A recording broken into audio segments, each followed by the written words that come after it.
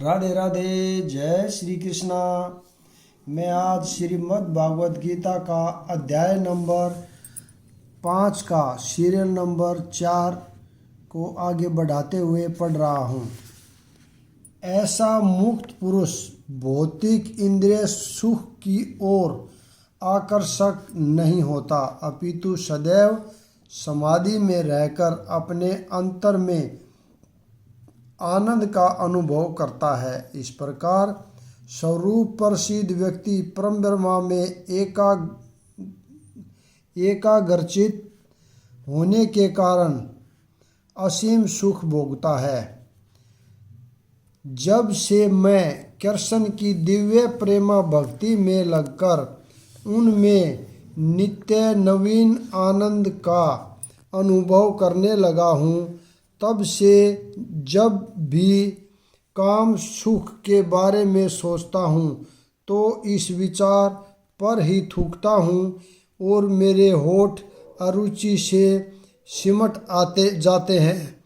ब्रह्मा योगी अथवा कृष्ण भावना भावित व्यक्ति भगवान की प्रेमा भक्ति में इतना अधिक लीन रहता है कि इंद्रिय सुख में उसकी तनिक भी रुचि नहीं रह जाती। भौतिकता की दृष्टि में काम सुख ही सर्वप्रिय आनंद है। सारा संसार उसी के वशीभूत है और भौतिकवादी लोग तो इस प्रोत्साहन के बिना कोई कार्य ही नहीं कर सकते, किंतु कृष्ण भावनामृत में लीन व्यक्ति काम सुख के बिना ही उत्साहपूर्वक अपना कार्य करता रहता है। यही आत्म साक्षात्कार की कसौटी है। आत्म साक्षात्कार तथा काम सुख कभी साथ साथ नहीं चलते। कृष्ण भावना भावित व्यक्ति जीवनमुख होने के कारण किसी प्रकार के इंद्रिय सुख द्वारा आकर्षित नहीं होता। बुद्धिमान मनुष्य दुख के कारणों में भाग नहीं लेता, जो कि भौतिक इंद्रियों के सत्संग से उत्पन्न होते हैं। हे कुंती पुत्र, ऐसे भोगों का आदि तथा अंत होता है, अतः चतुर व्यक्ति उनमें आनंद नहीं लेता। भौतिक इंद्रिय सुख उन इंद्रियों के स्पर्श से अद्भुत है जो नाशवान है, क्योंकि शरीर स्वयं नाशवान है। मुक्त आत्मा किसी नाशवान वस्तु में रुचि नहीं रखता। दिव्य आनंद के सुखों से भली भांति अवगत वह भला मिथ्या सुख के लिए क्यों सहमत होगा। योगीजन परम सत्य में रमण करते हुए अत्यंत दिव्य सुख प्राप्त करते हैं, इसलिए परम सत्य को भी राम कहा जाता है। हे पुत्रों, इस मनुष्य योनि में इंद्रिय सुख के लिए अधिक श्रम करना व्यर्थ है। ऐसा सुख तो शुक्रों को भी प्राय है। इसकी उपेक्षा तुम्हें इस जीवन में तप करना चाहिए, जिससे तुम्हारा जीवन पवित्र हो जाए और तुम असीम दिव्य सुख प्राप्त कर सको। अतः जो यथार्थ योगी का या दिव्य ज्ञानी है, वे इंद्रिय सुखों की ओर आकर्षक नहीं होते, क्योंकि ये निरंतर अवरोध के कारण है। जो भौतिक सुख के प्रति जितना ही आसक्त होता है, उसे उतने ही अधिक भौतिक दुख मिलते हैं। यदि इस शरीर को त्यागने के पूर्व कोई मनुष्य इंद्रियों के वेगों को सहन करने तथा इच्छा एवं क्रोध के वेग को रोकने में समर्थ होता है, तो वह इस संसार में सुखी रह सकता है। यदि कोई आत्म साक्षात्कार के पथ पर अग्रसर होना चाहता है, तो उसे भौतिक इंद्रियों के वेग को रोकने का प्रयत्न करना चाहिए। ये वेग हैं वाणी वेग, क्रोध वेग, मनोवेग, उदर वेग, उपस्थ वेग तथा जीवावेग। जो व्यक्ति इन विभिन्न इंद्रियों के वेगों को तथा मन को वश में करने में समर्थ है, वह गोस्वामी या स्वामी कहलाता है। ऐसे गोस्वामी नित्यांत संयमित जीवन बिताते हैं और इंद्रियों के वेगों का तिरस्कार करते हैं। भौतिक इच्छाएं पूर्ण न होने पर क्रोध उत्पन्न होता है और इस प्रकार मन, नेत्र तथा वक्षस्थल उत्तेजित होते हैं। अतः इस शरीर का परित्याग करने के पूर्व मनुष्य को इन्हें वश में करने का अभ्यास करना चाहिए। जो ऐसा कर सकता है वह स्वरूप प्रसिद्ध माना जाता है और आत्म साक्षात्कार की अवस्था में वह सुखी रहता है। योगी का कर्तव्य है कि वह इच्छा तथा क्रोध को वश में करने का भरसक प्रयत्न करे। जो अंतःकरण में सुख का अनुभव करता है, जो कर्मठ है और अंतःकरण में ही रमण करता है तथा जिसका लक्ष्य अंतर्मुखी होता है, वह सचमुच पूर्ण योगी है।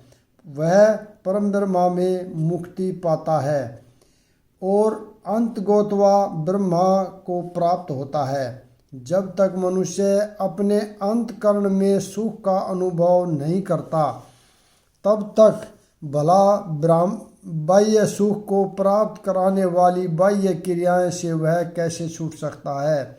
मुक्त पुरुष वास्तविक अनुभव द्वारा सुख भोगता है। अतः वह किसी भी स्थान में मौन भाव से बैठकर अंतःकरण में जीवन के कार्यकलापों का आनंद लेता है। ऐसा मुक्त पुरुष कभी बाह्य भौतिक सुख की कामना नहीं करता। यह अवस्था महाभूत कहलाती है, जिसे प्राप्त करने का भगवत धाम जाना निश्चिंत है। जो लोग संयम से उत्पन्न होने वाले दैत्य से परे हैं, जिनके मन आत्म साक्षात्कार में रत हैं, जो समस्त जीवों के कल्याण कार्य करने में सदैव व्यस्त रहते हैं और जो समस्त पापों से रहित हैं, वे ब्रह्म निर्वाण को प्राप्त होते हैं।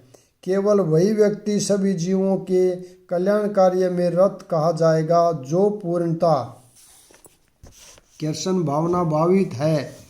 जब व्यक्ति को यह वास्तविक ज्ञान हो जाता है कि कृष्ण ही सभी वस्तुओं के उद्गम हैं, तब वह जो भी कर्म करता है सबों के हित को ध्यान में रखकर करता है। परम भोक्ता, परम नियता तथा परम सखा कृष्ण को भूल जाना मानवता के क्लेशों का कारण है। अतः समग्र मानवता के लिए कार्य करना सबसे बड़ा कल्याण कार्य है। कोई भी मनुष्य ऐसे श्रेष्ठ कार्य में तब तक नहीं लग पाता जब तक वह स्वयं मुक्त न हो। कृष्ण भावना भावित मनुष्य के हृदय में कृष्ण की सर्वोच्चता पर बिल्कुल संदेह नहीं रहता। वह इसलिए संदेह नहीं करता क्योंकि वह समस्त पापों से रहित होता है। ऐसा है यह दैवी प्रेम। जो व्यक्ति मानव समाज का भौतिक कल्याण करने में ही व्यस्त रहता है, वह वास्तव में किसी की भी सहायता नहीं कर सकता। शरीर तथा मन की अक्षणिक खुशी संतोषजनक नहीं होती। जीवन संघर्ष में कठिनाइयों का वास्तविक कारण मनुष्य द्वारा परमेश्वर से अपने संबंध की विस्मृति में ढूंढा जा सकता है। जब मनुष्य कृष्ण के साथ अपने संबंध के प्रति पूर्णता सचेत रहता है, तो वह वास्तव में मुक्त आत्मा होता है, भले ही वह भौतिक शरीर के जाल में फंसा हो। जो क्रोध तथा समस्त भौतिक इच्छाओं से रहित है, जो स्वरूप प्रसिद्ध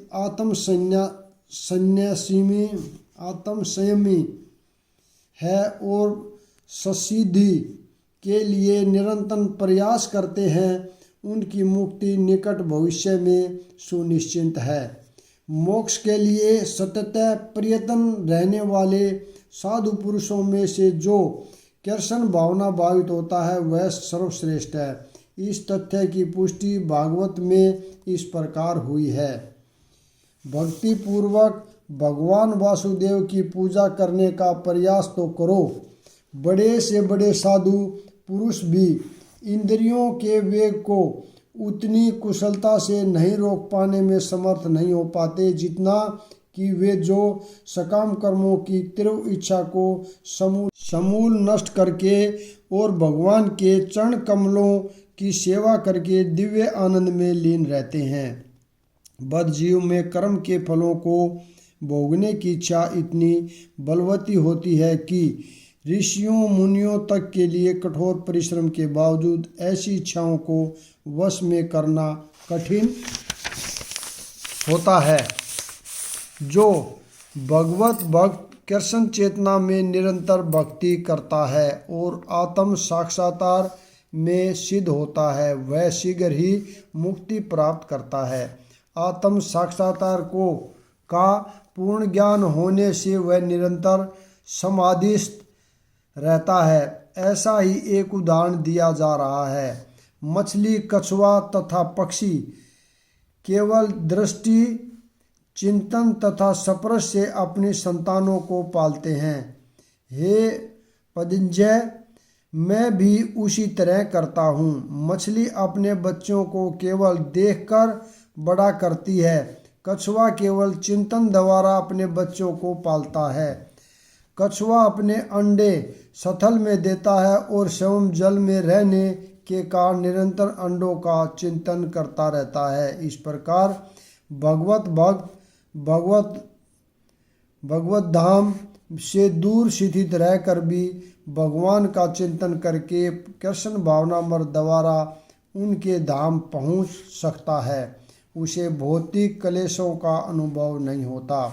यह जीवन अवस्था ब्रह्म निर्वाण अथवा भगवान में निरंतर लीन रहने के कारण भौतिक कष्टों का अभाव कहलाती है।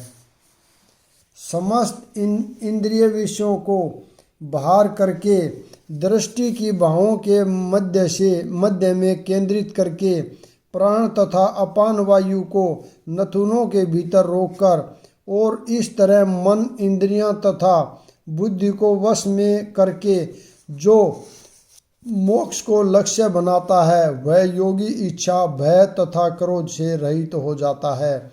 जो निरंतर इस अवस्था में रहता है वह अवश्य ही मुक्त है। कृष्ण भावनामृत में रक्त होने पर मनुष्य तुरंत ही अपने आध्यात्मिक स्वरूप को जान लेता है, जिसके पश्चात भक्ति के द्वारा वह परमेश्वर को समझता है। जब मनुष्य भक्ति करता है तो वह दिव्य स्थिति को प्राप्त होता है और अपने कर्म क्षेत्र में भगवान की उपस्थिति का अनुभव करने योग्य हो जाता है। यह विशेष स्थिति मुक्ति कहलाती है। मुक्ति विशेषज्ञ उपयुक्त सिद्धांतों का प्रतिपादन करके श्री भगवान अर्जुन को यह शिक्षा देते हैं कि मनुष्य किस प्रकार अष्टांग योग का अभ्यास करके इस स्थिति को प्राप्त होता है। यह अष्टांग योग 8 विधियां यम, नियम, आसन, प्राणायाम, प्रत्याहार, धारणा, ध्यान तथा समाधि में विभाजित है। 6ठे अध्याय में योग के विषय में विस्तृत व्याख्या की गई है। 5वें अध्याय के अंत में तो इसका प्रारंभिक विवेचन ही दिया गया है। योग में प्रत्याहार विधि से शब्द, स्पर्श, रूप, स्वाद तथा गंध का निराकरण करना होता है और तब दृष्टि को दोनों भावों के बीच लाकर अंध खुली पलकों से उसे नासाग्रह पर केंद्रित करना पड़ता है। आँखों को पूरी तरह बंद करने से कोई लाभ नहीं होता, क्योंकि तब सो जाने की संभावना रहती है। न ही आँखों को पूरा खुला रहने से कोई लाभ है, क्योंकि तब तो इंद्रिय विषयों द्वारा आकर्षित होने का भय बना रहता है। नथुनों के भीतर श्वास की गति को रोकने के लिए प्राण तथा अपान वायुओं को सम कहा जाता है। ऐसे योगाभ्यास से मनुष्य अपनी इंद्रियों के ऊपर नियंत्रण प्राप्त करता है, बाह्य इंद्रिय विषयों से दूर रहता है और अपनी मुक्ति की तैयारी करता है। इस योग विधि से मनुष्य समस्त प्रकार के भय तथा क्रोध से रहित हो जाता है और परमात्मा की उपस्थिति का अनुभव करता है। दूसरे शब्दों में कृष्ण भावनामृत योग के सिद्धांतों को समस्त करने की सरलतम विधि है। अगले अध्याय में इसकी विस्तार से व्याख्या होगी। किंतु कृष्ण भावना भावित व्यक्ति सदैव भक्ति में लीन रहता है, जिससे उसकी इंद्रियों के अन्यंतर प्रवृत्त होने का भय नहीं रह जाता। अष्टांग योग की उपेक्षा इंद्रियों को वश में करने की यह अधिक उत्तम विधि है। मुझे समस्त यज्ञों तथा तपस्याओं का परम भोक्ता, समस्त लोकों तथा देवताओं का परमेश्वर एवं समस्त जीवों का उपकारी एवं हितैषी जानकर मेरे भावनामर्थ से पूर्ण पुरुष भौतिक दुखों से शांति लाभ करता है। माया के वशीभूत सारे बद्ध जीव इस संसार में शांति प्राप्त करने के लिए उत्सुक रहते हैं, किंतु भगवद गीता के इस अंश में वर्णित शांति के सूत्र को वे नहीं जानते। शांति का सबसे बड़ा शत्रु यही है कि भगवान कृष्ण समस्त मानवीय कर्मों के भोक्ता है। मनुष्यों को चाहिए कि प्रत्येक वस्तु भगवान की दिव्य सेवा में अर्पित कर दें, क्योंकि वे ही समस्त लोकों तथा उनमें रहने वाले देवताओं के स्वामी हैं। उनसे बड़ा कोई नहीं है। वे बड़े से बड़े देवता शिव तथा ब्रह्मा से भी महान हैं। वेदों में भगवान की तमीश्वरणा परम महेश्वरम कहा गया है। माया के वशीभूत होकर सारे जीव सर्वत्र अपना प्रभुत्व जताना चाहते हैं, लेकिन वास्तविकता तो यह है कि सर्वत्र भगवान की माया का प्रभुत्व है। भगवान प्रकृति के स्वामी हैं और बद्ध जीव प्रकृति के कठोर अनुशासन के अंतर्गत है। जब तक कोई इन तथ्यों को समझ नहीं लेता, तब तक संसार में विशिष्ट या समिष्ट रूप से शांति प्राप्त कर पाना संभव नहीं है। कृष्ण भावनावाद का यही अर्थ है। भगवान कृष्ण परमेश्वर है तथा देवताओं सहित सारे जीव उनके आश्रित हैं। पूर्ण कृष्ण भावनामृत में रहकर ही पूर्ण शांति प्राप्त की जा सकती है। यह 5वां अध्याय कृष्ण भावनामृत की, जिसे सामान्यतः कर्म योग कहते हैं, व्यवहारिक व्याख्या है। यहाँ पर इस प्रश्न का उत्तर दिया गया है कि कर्मयोग से मुक्ति किस तरह प्राप्त होती है। कृष्ण भावनामृत में कार्य करने का अर्थ है परमेश्वर के रूप में भगवान के पूर्ण ज्ञान के साथ कर्म करना। ऐसा कर्म दिव्य ज्ञान से भिन्न नहीं होता। प्रत्यक्ष कृष्ण भावनामृत भक्ति योग है और ज्ञान योग वह पथ है जिससे भक्ति योग प्राप्त किया जाता है।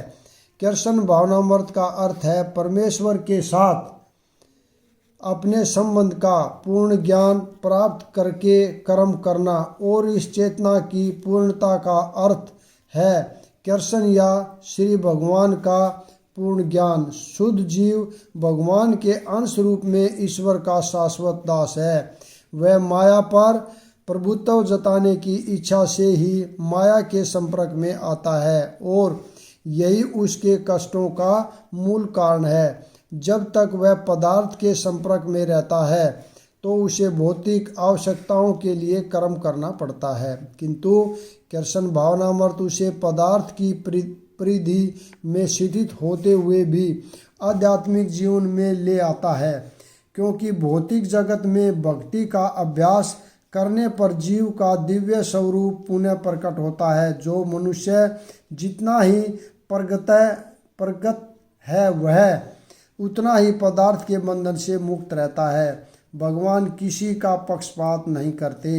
यह तो कृष्ण भावनामृत के लिए व्यक्तिगत व्यवहारिक कर्तव्य पालन पर निर्भर करता है, जिससे मनुष्य इंद्रियों पर नियंत्रण प्राप्त करके इच्छा तथा क्रोध के प्रभाव को जीत लेता है।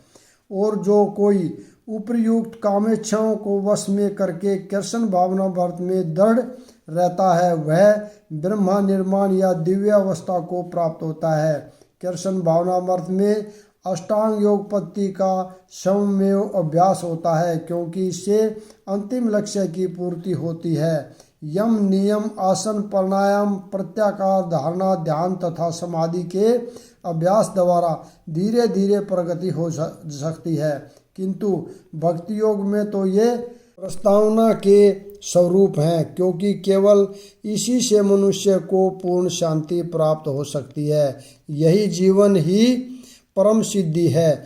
इस प्रकार श्रीमद् भागवत गीता के 5वें अध्याय कर्म योग कृष्ण भावना भावित कर्म का भक्ति वेदांत तात्पर्य पूर्ण हुआ। यहाँ पर मैं अध्याय नंबर 5 को पूर्ण कर रहा हूँ। खत्म हो गया आज अध्याय नंबर 5। अभी कल पढ़ेंगे अध्याय नंबर 6। राधे राधे, जय श्री कृष्ण।